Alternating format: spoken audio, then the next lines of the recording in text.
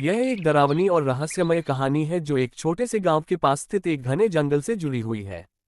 ये जंगल उस वक्त से मशहूर था जब से एक भूत या आत्मा की कहानी फैलने लगी थी।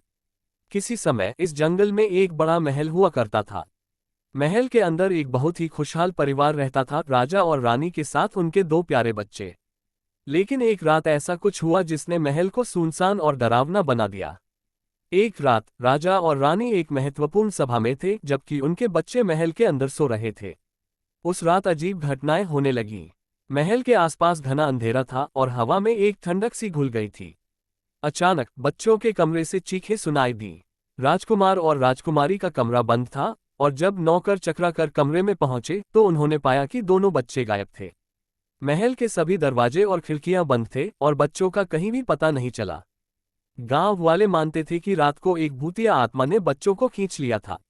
धीरे धीरे यह बात फैल गई और गांव वाले डर के मारे उस जंगल में जाने से डरने लगे। लोग कहते थे कि वह आत्मा अब भी महल के आसपास घूमती है और जो भी उस जंगल में अकेला जाता है वह वापस नहीं लौटता। समय बीतता गया और महल ढह गया, लेकिन आत्मा की कहानी खत्म नहीं हुई।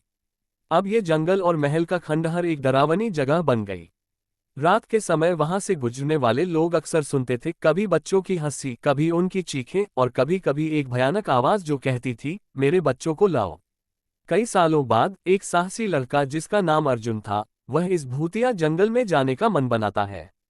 अर्जुन ने सुना था कि जो कोई भी आत्मा से सच्चाई का सामना करता है वह जीवित वापस लौट सकता है। अर्जुन ने पूरी तैयारी की और रात के अंधेरे में जंगल की ओर चल पड़ा। अर्जुन जब महल के खंडहर के पास पहुंचा तो उसे महसूस हुआ जैसे कोई उसे देख रहा है। अचानक अंधेरे में एक धुंधली सी आकृति दिखाई दी, वह भूतिया आत्मा थी। अर्जुन ने डर को नकारते हुए आत्मा से पूछा, तुम क्यों परेशान हो? आत्मा ने जवाब दिया, मेरे बच्चे मुझसे दूर हो गए हैं और मैं उन्हें वापस पाने के लिए बेताब हूं।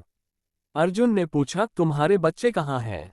आत्मा ने गहरे शोक के साथ कहा, उन्हें तुम यहाँ नहीं पाएंगे क्योंकि वे अब इस दुनिया में नहीं हैं।